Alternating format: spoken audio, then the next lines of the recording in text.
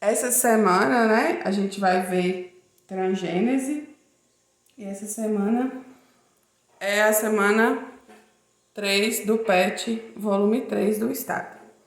Então, o que é transgênese, né? A gente tem que entender primeiro o que é transgênese. Então, chamamos transgênese o processo que permite a transferência de um gene de um organismo para o outro. Então, a gente vai tirar um gene de um organismo para colocar em outro organismo. Transgênico é o organismo que recebe o gene que é estranho e, consequentemente, tem o seu genótipo alterado. Essa transferência, como a gente já viu na aula passada, ela é feita através de um vetor. Então, eu coloquei aqui a imagem só para vocês relembrarem aí. A gente tem o vetor, né, que é o plasmídio, pode ser de uma bactéria ou de um vírus, e a gente vai inserir o gene de interesse, né, que a gente tem aqui, nesse vetor.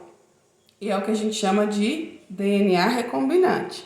E aí esse genezinho aqui, ele vai ser ligado no vetor através das enzimas, que a gente também viu na aula passada, que são as enzimas DNA ligase.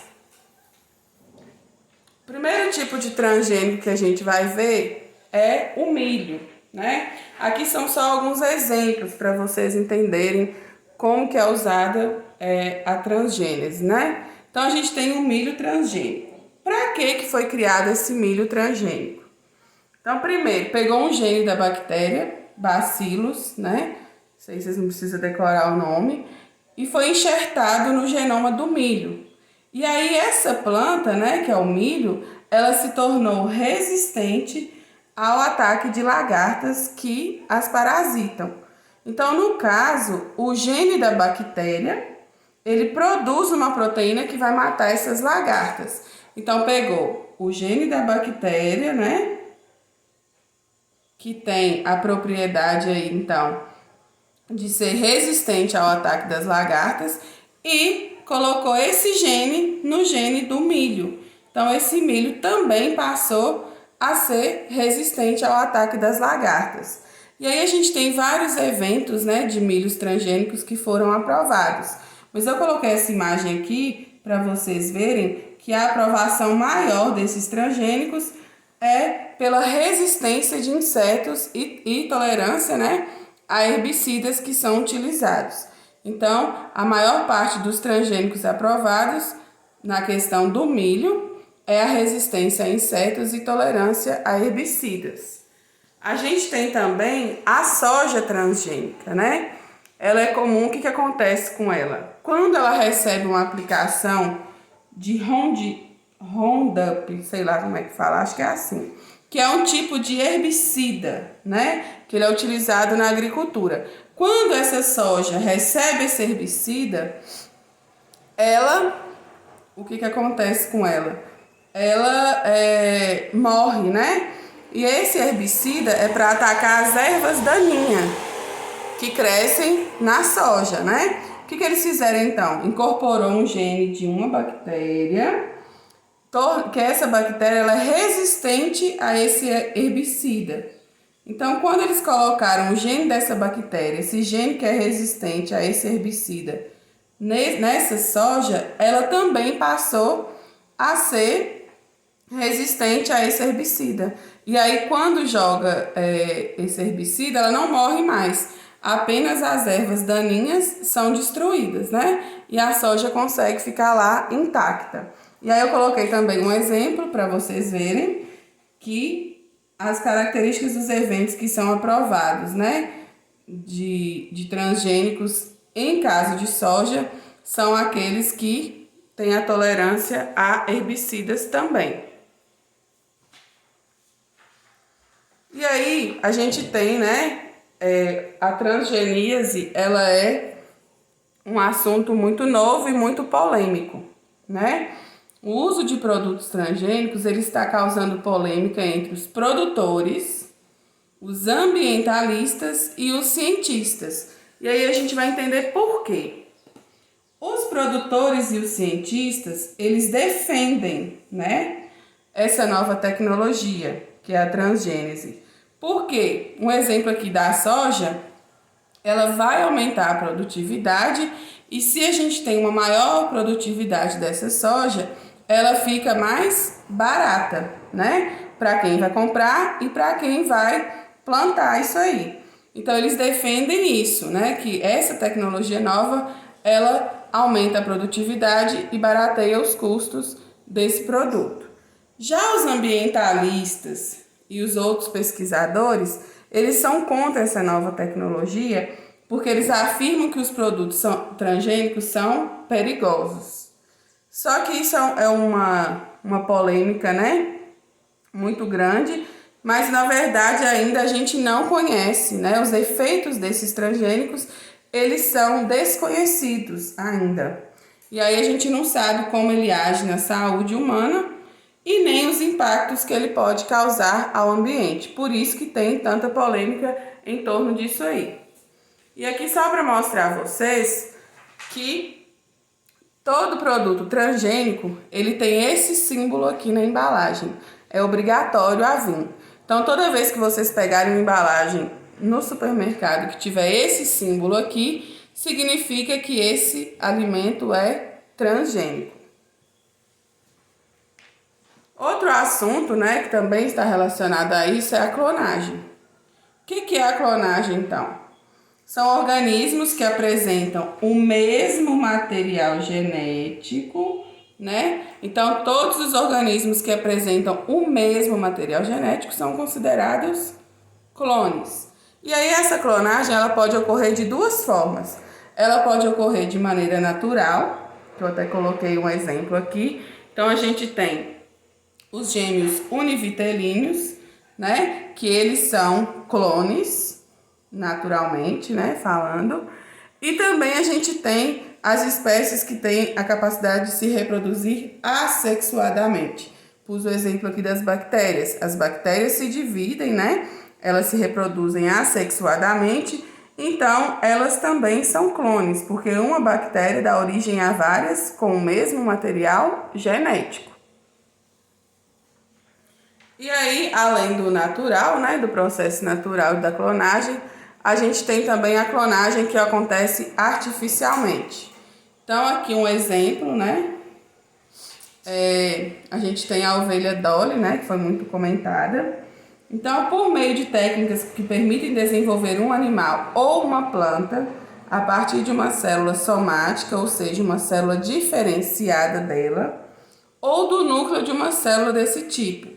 Então, a clonagem de animais consiste em inserir o núcleo de uma célula somática no citoplasma de um óvulo, cujo núcleo foi previamente retirado.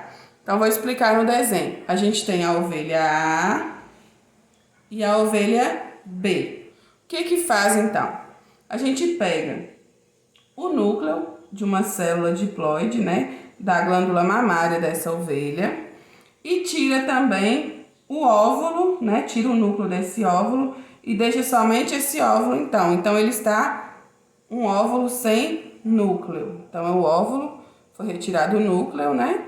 Então, a gente pega o óvulo sem o núcleo e coloca o núcleo dessa outra ovelha dentro desse óvulo. E aí, ocorre uma fusão por eletricidade. Quando a gente faz essa fusão, a gente forma um zigoto, com o óvulo da ovelha B mais o núcleo da ovelha A. Esse zigoto, né, que é a primeira célula que a gente tem, elas vão se multiplicando e formam o embrião. Quando esse embrião foi formado, né, fora do corpo das ovelhas, aí entra a ovelha C, né? A gente implanta esse embrião numa terceira ovelha. E aí, após a gestação, essa ovelha vai dar origem à ovelha clone. E essa ovelha clone, ela vai ser idêntica a qual ovelha? A ovelha A, porque o material genético é da ovelha A. A gente tem essa clonagem em diversos campos, né? Então, a gente tem a clonagem de plantas. Então, é utilizada... A clonagem de plantas, ela é a mais fácil, né? Por quê? Elas são utilizadas, né? Essas células, essa produção de indivíduos é feita a partir de células ou segmentos de vegetais, como galhos, folhas e brotos. Então, é o tipo de clonagem mais fácil de fazer. A gente tem a clonagem de animais, que eu acabei de explicar, né, no desenho. E para que a gente clona os animais? Normalmente, para obter cópias idênticas de indivíduos que apresentam alguma característica de interesse. Por exemplo, maior produção de leite ou carne. Quando a gente tem um animal que tem essa característica, né, eles fazem as cópias idênticas para que esse indivíduo tenha o interesse, as características de interesse, né, que a gente deseja separar. E a gente tem a clonagem em seres humanos, que para que seria esse tipo de clonagem?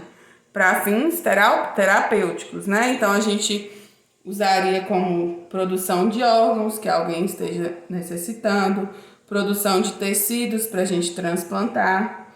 E assim evita a rejeição, porque se a gente pega um órgão ou um tecido para transplantar em uma pessoa e esses órgãos e tecidos têm a mesma característica genética, o que a gente evita? A gente evita a rejeição dos órgãos, né? Só que essa clonagem, ela ainda é proibida na maioria dos países, então a gente não tem essa clonagem de humanos ainda não. A terceira parte que a gente tem, né, relacionada a essa matéria também é a terapia gênica, né? Então a gente, após localizar um gene envolvido na expressão de uma doença genética, por exemplo, é possível estudar a sequência desses genes, né, desses nucleotídeos, e o que esses nucleotídeos vão produzir no final. E aí, com a compreensão dessa expressão desses genes, é possível desenvolver a terapia gênica, né? É possível que a gente cure essa doença ou trate essa doença.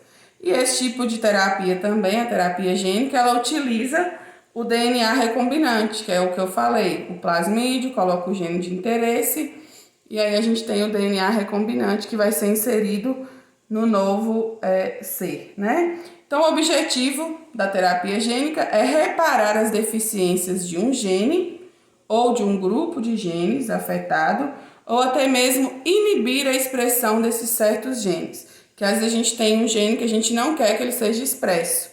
Então, a gente inibe esse gene para que não cause uma doença, por exemplo. Então, aqui, resumindo aqui, como que funcionaria, né? Um tipo de terapia gênica. A gente podia pegar o vírus, né? Que passa por um processo de modificação genética. Então, a gente pega esse vírus, modifica ele para que ele não cause nenhum dano ao corpo humano. O vetor desse vírus vai receber, né, o gene que o paciente necessita para tratar a doença. E aí, por meio de uma injeção, esse vetor que a gente quer, o de interesse aqui para combater a doença, ele é aplicado no ser humano, né? E aí, esse novo gene que a gente aplicou no ser humano, ele vai se integrar ao DNA das células do paciente. E aí, o corpo vai passar a produzir as novas células com o gene que faltava para destruir, né, essa doença que o paciente esteja. Então, a gente tem essa terapia com genes, com vetores virais, como eu falei, né? Pega o vírus, modifica e insere no paciente.